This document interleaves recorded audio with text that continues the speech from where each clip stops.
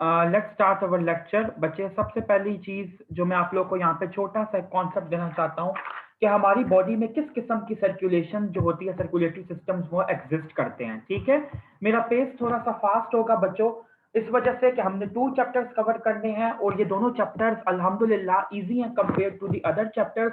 मैं आप लोगों के लेवल ऑफ स्टैंडर्ड के अकॉर्डिंग, मेंटल लेवल के अकॉर्डिंग ये वाली बात कर रहा हूँ, क्योंकि अभी आप लोग फर्स्ट ईयर में है, न्यू है।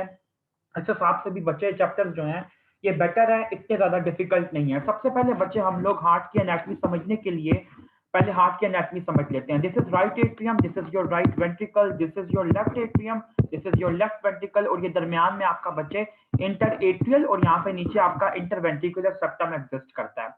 दूसरी चीज बच्चे, अब आप लोग ये देखें कि आपको जो वीनस ब्लड होता है वो सुपीरियर वीना केवा के थ्रू और इंफीरियर वीना केवा के थ्रू आता है राइट एट्रियम के अंदर। राइट एट्रियम के थ्रू बच्चे उसके अंदर मौजूद है valve that is known as tricuspid valve, और यहाँ से बच्चे वो जाता है राइट वेंट्रिकल के अंदर। राइट वेंट्रिकल से कैसे एग्जिट करता है वो मैं आपको बताता हूँ, लेकिन ये बताने से पहले मैं आप लोगों को यहाँ पे ड्रॉ करके बता दूं कि एज्यूम दिस के यहाँ पे आपके ये 2 लंग्स मौजूद हैं। ठीक हो गया? तो अब आपका लंग से जो ब्लड आता है वो आता है in the form of pulmonary arteries. Pulmonary arteries से ब्लड आता है बच्चे लेफ्ट एट्रियम के अंदर, लेफ्ट एट्रियम से ब्लड जाता है लेफ्ट वेंट्रिकल में थ्रू द माइट्रल वाल्व। बच्चे सॉरी, ये पल्मोनरी वेन्स हैं, पल्मोनरी आर्टरी नहीं। पल्मोनरी आर्टरी का मैं अभी आप लोगों को दोबारा बताता हूँ। तो राइट लेफ्ट एट्रियम से लेफ्ट वेंट्रिकल में आया थ्रू माइट्रल वाल्व या बाइकस्पिड वाल्व, और लेफ्ट वेंट्रिकल से एग्जिट करता है थ्रू एओर्टा। अब टाइम है अपनी मेजर वेसल्स को शो करने का। तो पल्मोनरी ट्रंक जो है बच्चे वो मैं यहाँ पे शो करूंगा ऐसे करके, और यहाँ पे इसकी 2 ब्रांचेस में शो कर देता हूँ कि ये लंग्स को लेके जाता है। हालांकि नॉर्मली इसकी पिक्चर ये नहीं होती, लेकिन मैं आपको समझाने के लिए सिर्फ ये बता रहा हूँ। और जो लेफ्ट वेंट्रिकल होता है बच्चे, यहाँ से अराइज करेगी आपकी एओर्टा, जो कि लेके जाएगी सिस्टेमिक ब्लड।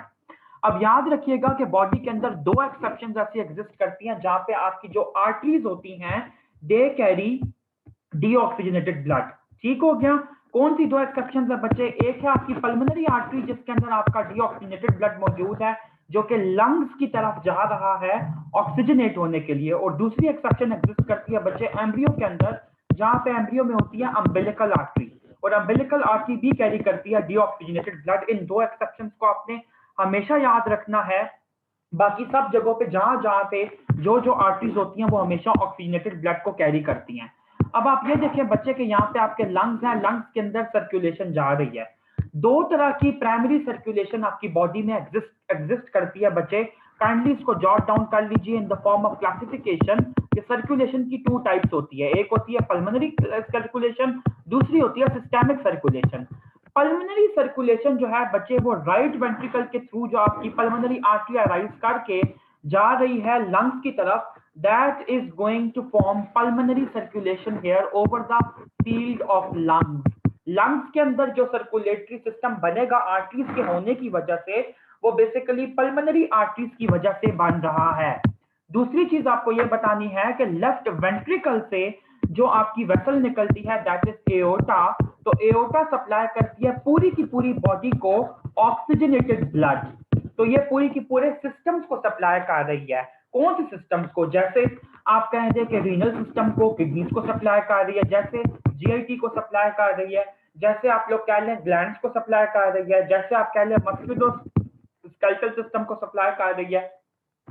तो चूंकि एओर्टा इन तमाम सिस्टम्स को सप्लाई करती है, इसलिए एओर्टा की सर्कुलेशन को हम लोग कहते हैं सिस्टेमिक सर्कुलेशन, और जो लंग्स की सर्कुलेशन है इसको हम लोग कहते हैं पल्मोनरी सर्कुलेशन। अब बच्चे 2-3 बहुत इंपॉर्टेंट बातें आपने यहाँ पे याद रखनी है। Being a first year student ये वाली बातें आपकी फिंगर टिप्स पे होनी चाहिए जब भी आपसे पूछा जाए। तो सबसे पहली बात ये कि जो पल्मोनरी सर्कुलेशन होती है बच्चे, ये एक लो प्रेशर सर्कुलेशन होती है। ठीक है? और जो आपकी सिस्टेमिक सर्कुलेशन होती है बच्चे, ये एक हाई प्रेशर सर्कुलेशन होती है। अब इससे मुराद क्या है बच्चे? इससे मुराद ये है कि सिस्टेमिक सर्कुलेशन के अंदर जो आर्टरियोल्स होते हैं, बेसिकली जब हम आर्टीरियल कंपार्टमेंट की बात करें तो वहां पे ब्लड की अमाउंट बहुत ज्यादा होती है, और जो वॉल्यूम अवेलेबल होता है उसको अकोमोडेट करने के लिए वो कम होता है, जिसकी वजह से प्रेशर इंक्रीज करता है। ठीक है? यानी कि मैं आपको छोटी सी एग्जांपल ये देता हूं कि एक बलून है, बलून के अंदर आप लोग नॉर्मली, मैं अगर एग्जांपल दे रहा हूं आर्बिट्रेरी यूनिट्स में, एक ग्लास पानी का डालें तो उसके अंदर प्रेशर इतना इंक्रीज नहीं करेगा जितना तब इंक्रीज करेगा जब आप एक बैलून के अंदर 10 गिलास पानी के डाल दें। तो इस बात का मतलब ये है कि बेसिकली बैलून बहुत ज्यादा प्रेशर उसके अंदर डेवलप हो चुका है। तो सिस्टेमिक आर्टीरियल सर्कुलेशन बिल्कुल आपकी इसी एग्जांपल के तहत चलती है कि सिस्टेमिक आर्टीरियल सर्कुलेशन में जो प्रेशर होता है वो ज्यादा होता है और पल्मोनरी सर्कुलेशन में प्रेशर लो होता है।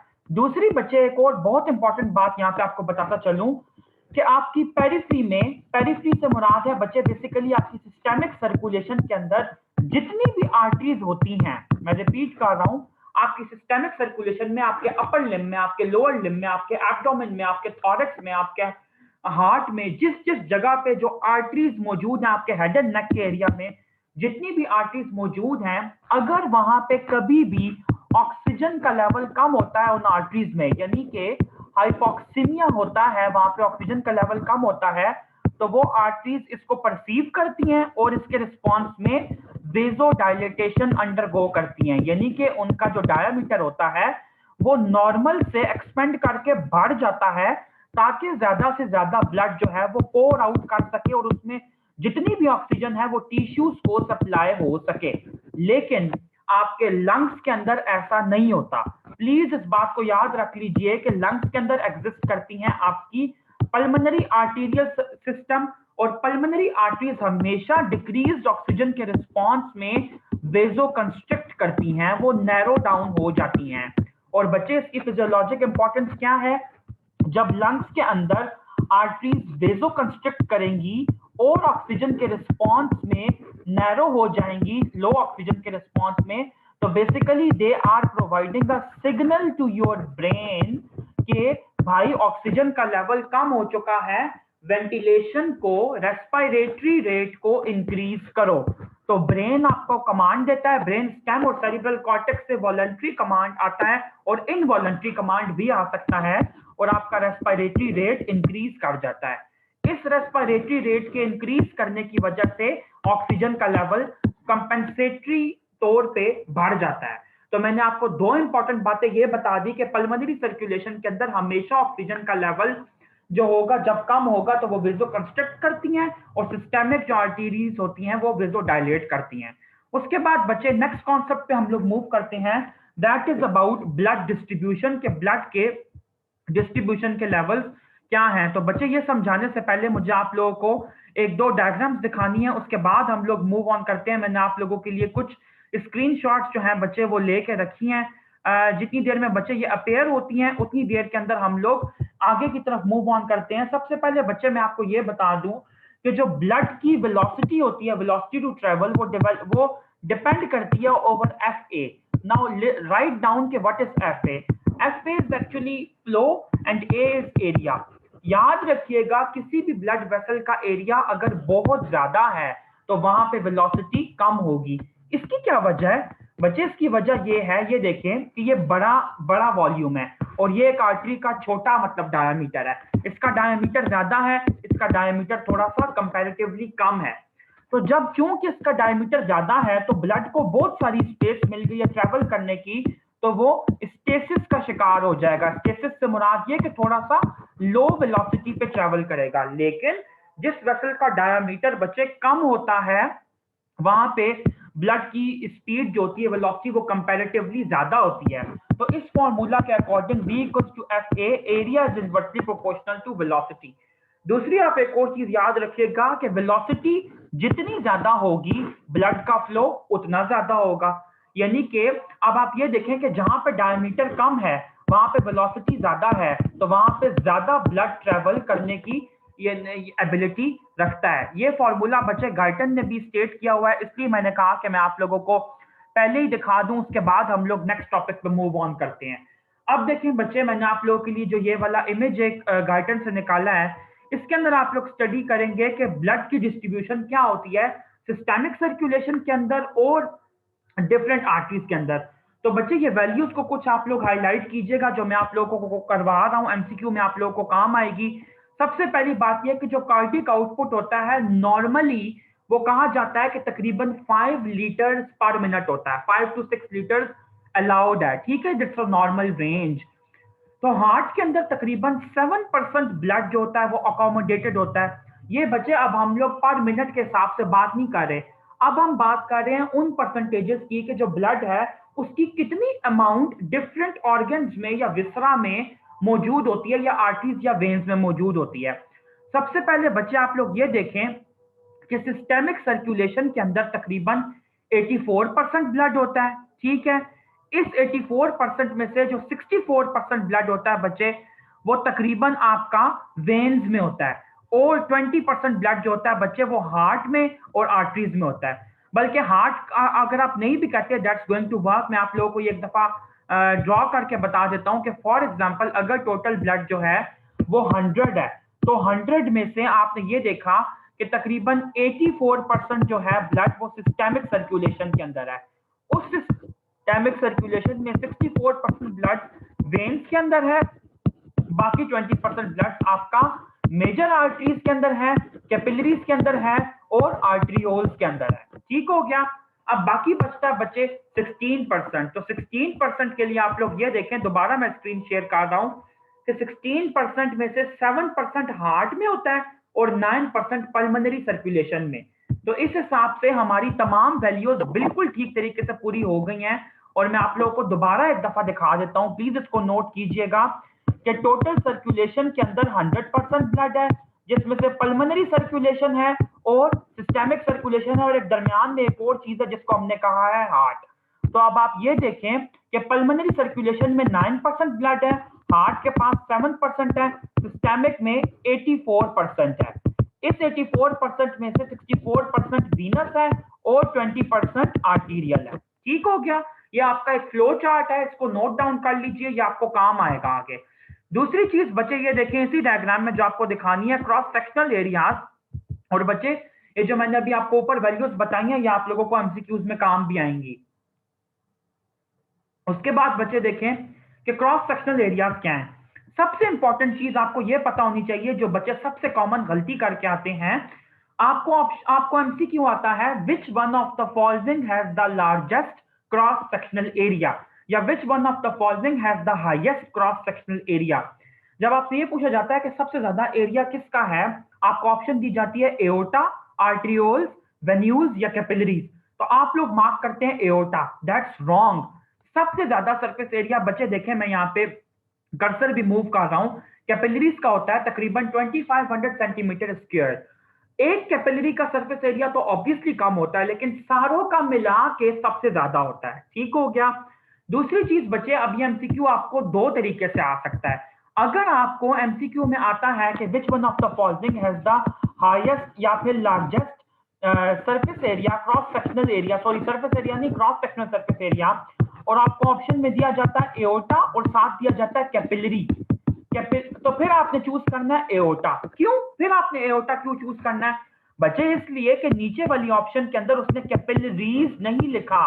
अगर उसने कैपिलरीज लिखा होता, प्लूरल लिखा होता, तो फिर तो हम लोग कैपिलरीज को टिक करते कि ओवरऑल सारी कैपिलरीज का मिला के सबसे ज्यादा क्रॉस सेक्शनल एरिया है। लेकिन जब कैपिलरी लिखा गया तो सबसे कैपिलरी तो बहुत माइन्यूट होती है, तो फिर उसका सरफेस क्रॉस सेक्शनल एरिया कम होगा। ठीक हो गया। लेकिन अगर आपसे कभी पूछा जाता है यही वाली ऑप्शन देके कि विच one of the following has the smallest cross sectional area, और आपकी ऑप्शन है एओर्टा, स्मॉल आर्टरीज, आर्टरियोल्स और कैपिलरीज, तो फिर आप एओर्टा टिक करेंगे। इवन बच्चे आप ये देखें, सॉरी, कि जो एओर्टा है इसका क्रॉस सेक्शनल एरिया वेन से भी कम है। आर्टरीज का क्रॉस सेक्शनल एरिया कम होने का पर्पस होता ही ये है, जो मैंने अभी आपको फॉर्मूला भी बताया था, कि जितना कम सरफेस एरिया होगा उतनी ज्यादा वेलोसिटी होगी, उतना ब्लड फ्लो होगा। बच्चे इसी से मैं आप लोगों को दो कंक्लूजन निकाल के बता रहा हूं, प्लीज इनको जॉट डाउन कीजिएगा, ये कॉन्सेप्ट अभी आप लोग आगे यूज करेंगे। आर्टरीज का ओवरऑल जनरली मैं बात करूं, अगर जनरल ट्रेंड आपको बताऊं, तो एरिया कम होता है और वेन्स का एरिया कंपैरेटिवली ज्यादा होता है, वो डायलेटेड होती हैं। दूसरी चीज, क्योंकि आर्टरीज का एरिया कम होता है तो उनकी वेलोसिटी जो होती है वो ज्यादा होती है, और वेन्स के अंदर हमेशा वेलोसिटी कम होती है। ठीक हो गया। तीसरी चीज बच्चे, जो यहाँ पे फाइनल कंक्लूजन मैं आपको बताऊंगा, कि क्योंकि वेलोसिटी ज्यादा है आर्टरीज में, तो यहाँ पे ब्लड फ्लो जो होता है वो ज्यादा होता है और वेन्स में ब्लड फ्लो कम होता है। ठीक हो गया। इसी हिसाब से बच्चे आपको एक क्लिनिकल करवा रहा हूं, इसको नोट डाउन कीजिएगा कि चूंकि ब्लड के अंदर वीनस फ्लो या सॉरी ब्लड फ्लो कम होता है, तो जिस जगह पे भी, प्लीज इसको नोट कर लीजिए, जिस जगह पे भी ब्लड फ्लो कम होता है वहां पे डिजीजेस होने का चांस ज्यादा होता है। किस किस्म की diseases? Thrombotic diseases. Thrombotic diseases वो डिजीजेस होती हैं जिसके अंदर कोई क्लॉट बन जाता है ब्लड वेसल के ल्यूमिन के अंदर। तो आपने ये वाला क्लिनिकल याद रखना है कि veins are more predispose to thrombotic diseases compare to arteries. Veins के अंदर थ्रोम्बोसिस होना ज्यादा कॉमन है कंपेयर टू आर्टरीज। उसके बाद बच्चे नेक्स्ट कॉन्सेप्ट जो आपकी गाइटन के अकॉर्डिंग है वो ये है कि आपको प्रेशर एक दफा बता दिए जाएं कि हार्ट के डिफरेंट चेंबर्स के अंदर प्रेशर जो होते हैं वो कौन से एग्जिस्ट करते हैं। तो एक बात मुझे वैसे एग्जैक्टली नहीं याद कि ये गाइटन के जो दूसरे स्टार्ट वाले चैप्टर्स हैं वहां पे ये चीज दी हुई है या नहीं दी हुई, लेकिन मैं आप लोगों को करवा देता हूं बच्चे। काइंडली ये प्रेशर्स को जरा नोट कर लीजिएगा, ये आप लोगों को बहुत ज्यादा काम आएंगे। ये मैंने एक और बुक से प्रेशर लिए आप लोगों के लिए, मैं आप लोगों को सिंप्लीफाई करके ये लिखवाता हूं। जो वैल्यूज मैं बोल रहा हूं आप लोग सिर्फ वो लिखेंगे, बाकी नहीं लिखेंगे। राइट एट्रियम के अंदर बच्चे जो प्रेशर होता है वो होता है 0 to 5। ये सारे के सारे प्रेशर मिलीमीटर ऑफ मर्क्यूरी में है, ठीक है। ये वाली डायग्राम आपको शायद और कहीं ना मिले, क्योंकि ये मैंने उठाई दूसरी बुक से है। राइट एट्रियम के अंदर बच्चे जो नॉर्मल प्रेशर होता है 0 to 5 मिलीमीटर ऑफ मर्क्यूरी तक होता है। राइट वेंट्रिकल में प्रेशर जो होता है सिस्टोलिक प्रेशर 15 to 30 और डायस्टोलिक प्रेशर जो होता है वो 0 to 5 होता है, ठीक हो गया। उसके बाद बच्चे अगर हम लोग आगे चलें तो आप देखें कि पल्मोनरी आर्टरी के अंदर सिस्टोलिक प्रेशर 15 to 30 और डायस्टोलिक 5 to 15 होता है। लेकिन बच्चों मेरी एक बात याद रखिएगा कि पल्मोनरी आर्टरी का जो मीन प्रेशर होता है वो आपके लिए सबसे ज्यादा इंपॉर्टेंट है। मीन प्रेशर आपने कतन नहीं भूलना, ठीक हो गया। मैं आप लोगों को एक दफा हार्ट के चेंबर्स यहाँ पे ड्रॉ करके प्रेशर खुद भी लिखवा देता हूँ कि अगर बच्चों को क्लियर नहीं हो रहा तो आप लोगों को यहाँ पे ये समझ आ जाए। और यहाँ पे हम लोग शो करते हैं ऐसे करके पल्मोनरी आर्टरी, मैं इसको ऊपर करके नहीं शो कर रहा, ठीक हो गया। ये है आपका लेफ्ट वेंट्रिकल और यहाँ पे आपकी एओर्टा हो गई। चलो अब बच्चे प्रेशर देखते जाओ। राइट एट्रियम का है 0 to 5, राइट वेंट्रिकल जो डायस्टोलिक है वो है 5 to 15 और जो सिस्टोलिक है बच्चे वो है 15 to 30।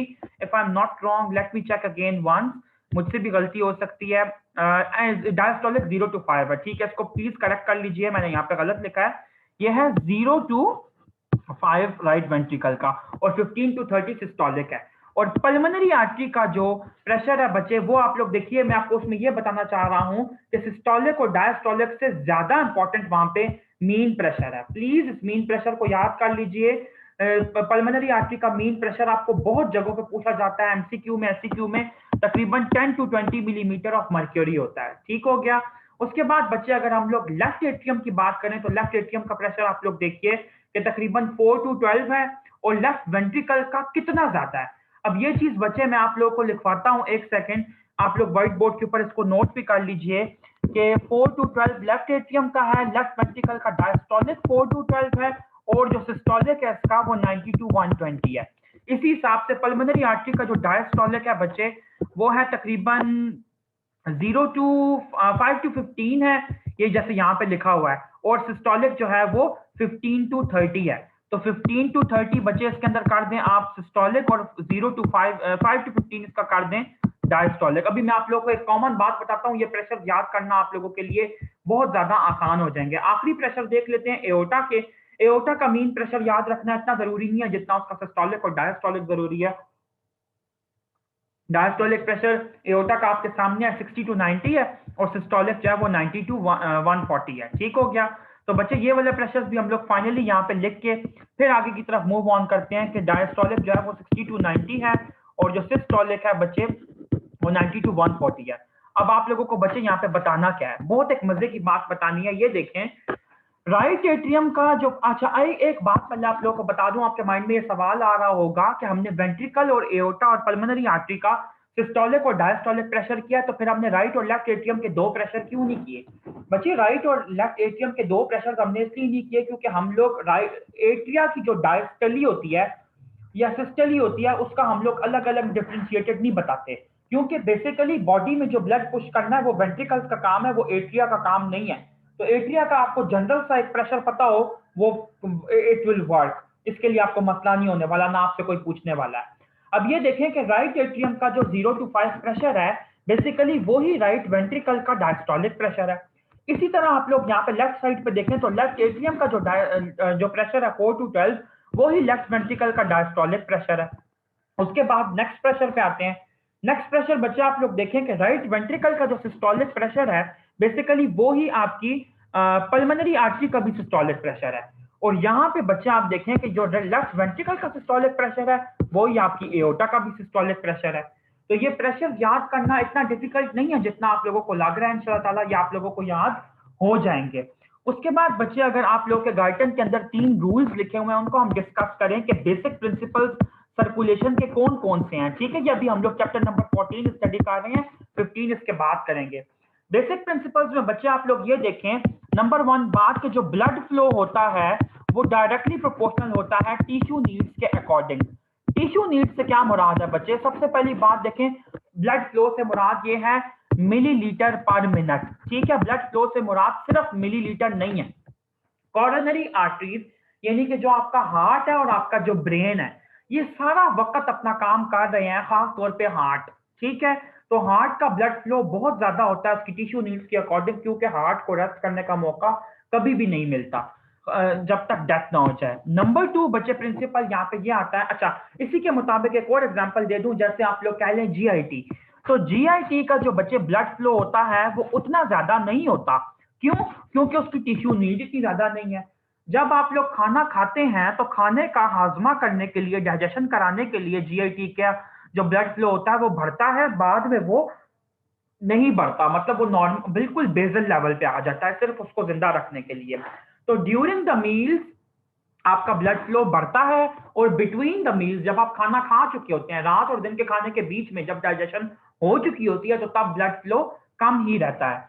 अच्छा, दूसरा बच्चे पॉइंट आपको यहाँ पे ये बताना है कि जो कार्डियक आउटपुट होता है ये सम होता है उन सारे ब्लड फ्लोस का जो कि टिश्यूज को जा रहे हैं। क्या मतलब है इस बात का बच्चे? इस बात का ये मतलब है, ये डायग्राम देख के आप लोगों को बात समझ आएगी कि for example if this is your heart, right atrium, left ventricle, यहाँ से आपकी एओर्टा अराइज कर रही है, ऐसे करके जा रही है नीचे करके। ठीक है, ये असेंडिंग एओर्टा जिसमें से अराइज करती है coronary arteries, arch of aorta जहां से अराइज करती है ब्रेकियोसेफालिक ट्रंक, और उसमें से अराइज करता है आपका राइट सबक्लेवियन आर्टरी और राइट साइड की कॉमन कैरोटिड। इसी तरह फिर आपकी यहाँ पे अराइज करती है लेफ्ट साइड की common carotid artery, left side की सबक्लेवियन आर्टरी, और डिसेंडिंग थोरेसिक एओर्टा, और यहाँ पे नीचे बचे descending abdominal aorta.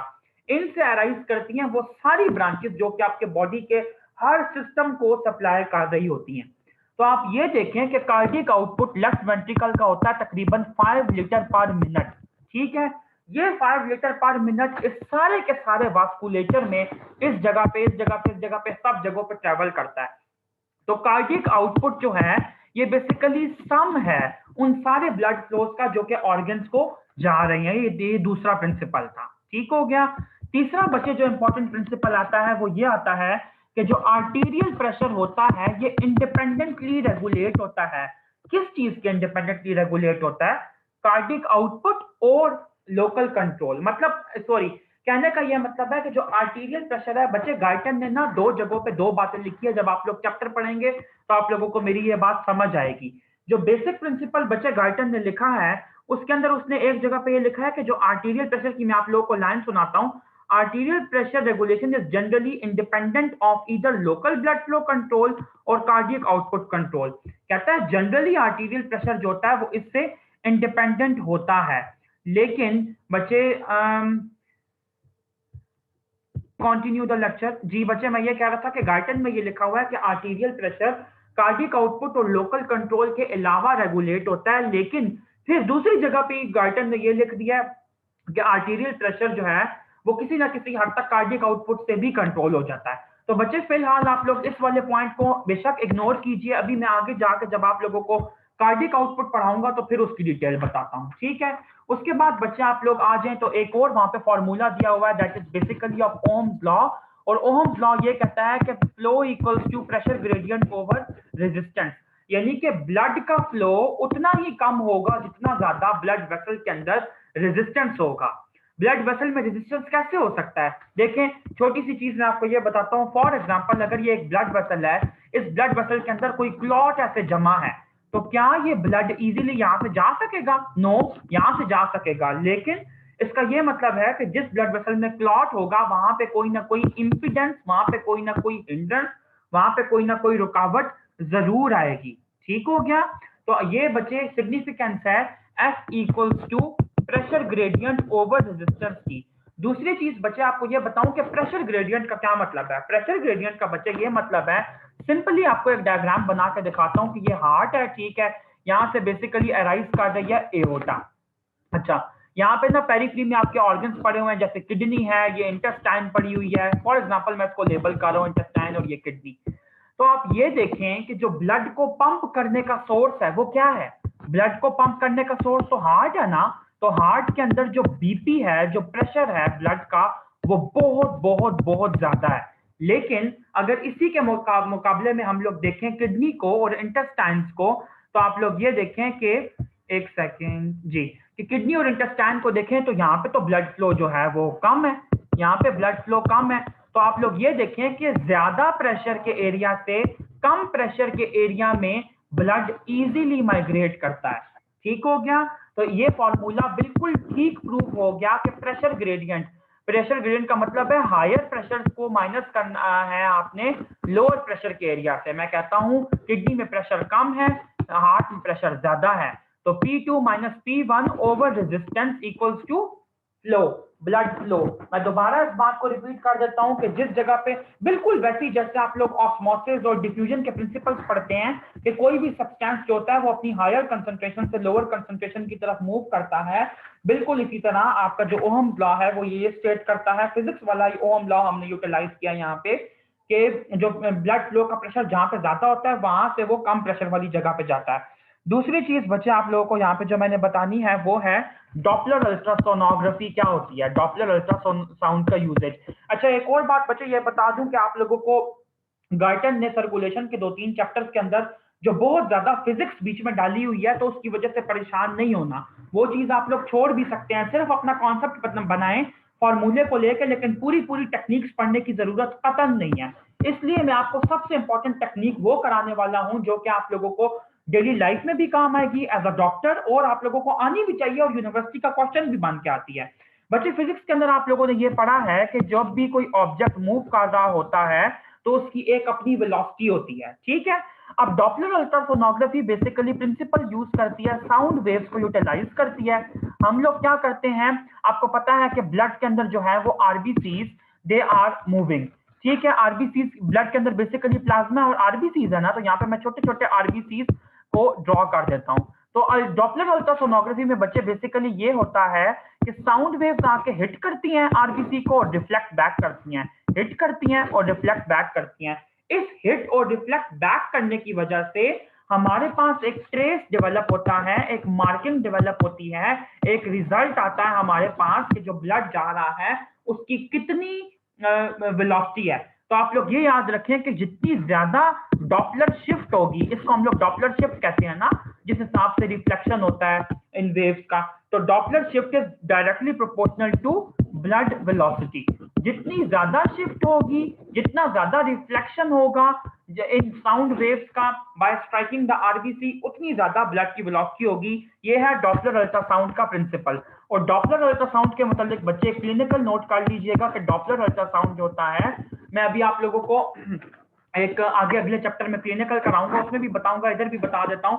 Doppler ultrasound जो होता है वो वीनस डिजीजेस की स्टडी के लिए खास तौर पे यूज किया जाता है। आर्टरीज के लिए भी करते हैं, ऐसे नहीं करते, लेकिन वीनस डिजीजेस के अंदर वेरिकोज वेन्स के लिए हम लोग इसको खास तौर पे देखते हैं। ठीक हो गया?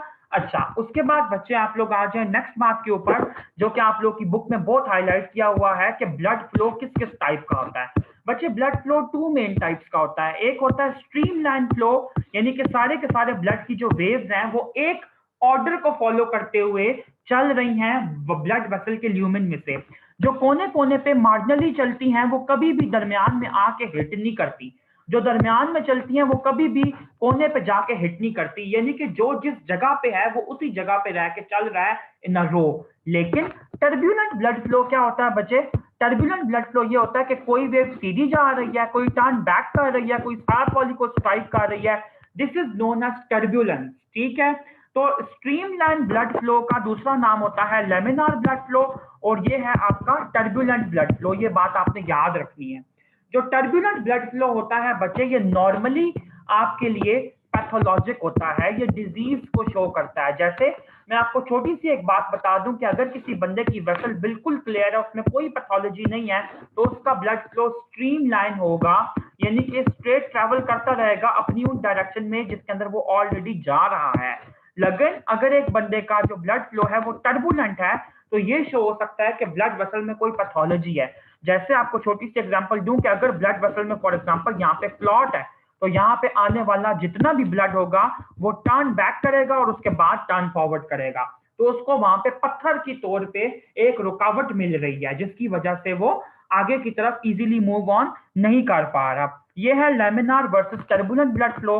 अब ब्लड फ्लो की टर्बुलेंस को देखने के लिए एक नंबर यूज होता है जिसको हम कहते हैं रेनॉल्ड्स नंबर। और जो रेनॉल्ड्स नंबर है, इसका फॉर्मूला क्या है? Velocity into density into raw, ठीक है, और नीचे है ईटा। अब ये जो ईटा है बच्चे, basically this what is this eta? ये जो ईटा है बच्चे, दिस इज शोइंग कि ये आपकी विस्कोसिटी है, ठीक हो गया। और सॉरी बच्चे, एक चीज करेक्ट कर लूं, जो डी है वो डायामीटर है और जो रॉ है वो डेंसिटी है, ठीक है। आपको याद होगा हम लोग एसएससी में भी रॉ से डिनोट करते थे डेंसिटी को। तो ये अब आप लोग ये देखें कि ये वेलोसिटी है, this is basically diameter of the vessel, this is बच्चे डेंसिटी, और दिस इज विस्कोसिटी। तो आप लोगों को बिल्कुल क्लियर कट ये एग्जांपल यहाँ पे मिल चुकी है कि viscosity is inversely proportional to Reynolds number. जितनी ज्यादा विस्कोसिटी होगी उतना कम रेनॉल्ड नंबर होगा। लेकिन आपको मैं एक बात यहाँ पे और बताता चलूं कि विस्कोसिटी ये वाला जो रिलेशनशिप है, इनवर्स वाला रिलेशनशिप, ये इन अ ट्रू सेंस यहाँ पे फॉलो नहीं होता। प्लीज ये वाली बात मेरी याद रखिएगा। मैं बार बार ये बता रहा हूँ, फर्स्ट ईयर के अंदर बच्चों को कॉन्सेप्ट बनाने में, सर्कुलेशन में यही डिफिकल्टी होती है कि गार्टन ने, और इवन फिजियोलॉजी के, गार्टन के अलावा बुक्स ने भी ये फॉर्मूले जो लिखे हैं, ये प्रॉपरली अपनी फिजिक्स की सेंस पूरी नहीं कर रहे होते। तो यहाँ पे ये लॉ एप्लीकेबल नहीं होता कि विस्कोसिटी जितनी ज्यादा होगी उतना रेनॉल्ड नंबर कम होगा। इस चीज को भी आप लोग छोड़ दीजिए। अभी आप लोग सिर्फ इस बात पे ध्यान दीजिए कि रेनॉल्ड नंबर जो होता है, इसकी नॉर्मल वैल्यू, मतलब अगर यूजुअली 200 टू 400 तक हो ना, तो उस वक्त इससे कम अगर हो तो स्ट्रीमलाइन फ्लो ही होता है ब्लड वेसल के अंदर, ठीक है। लेकिन जब वो इससे ज्यादा होने की कोशिश करता है तो टर्बुलेंस जो होती है बच्चे वो इंक्रीज करती है, ठीक है। और खास तौर पे आपकी बुक के अंदर एक वैल्यू कोटेड है कि रेनॉल्ड्स नंबर अगर 2000 रीच कर जाए, इससे ज्यादा हो जाए, तो फिर तो लाजमी टर्बुलेंस होनी ही होनी है और वेसल में ब्लड फ्लो की डिसरप्शन होनी ही होनी है। तो बच्चे यहाँ पे आपको ये बात बताने का पर्पस बेसिकली ये है कि आपको ये एमसीक्यू आता होता है कि एक बंदे का रेनॉल्ड्स नंबर जो है वो 2500 है, तो इसके ऊपर क्या प्रोबेबिलिटी बनती है? इसके ऊपर बच्चे ये प्रोबेबिलिटी बनती है कि उसके ब्लड वेसल्स के अंदर टर्बुलेंस आपको मिलेगी, ठीक हो गया। उसके बाद बच्चे आप लोगों को जो नेक्स्ट बात बतानी है वो मैं आप लोगों को नेक्स्ट लेक्चर का लिंक भेज के भी बताता हूं, लेकिन जितनी कवर हो सकती है वो हम कर लेते हैं कि वेसल्स के अंदर जो रेजिस्टेंस होता है वो कैसे शो होता है। आप ये देखें कि जो वेसल, फॉर एग्जांपल मैं कहता हूं कि ये, चलिए आप लोग नेक्स्ट लेक्चर में आए तो फिर मैं आप लोगों को ये रेजिस्टेंस कंटिन्यू करवाता हूं।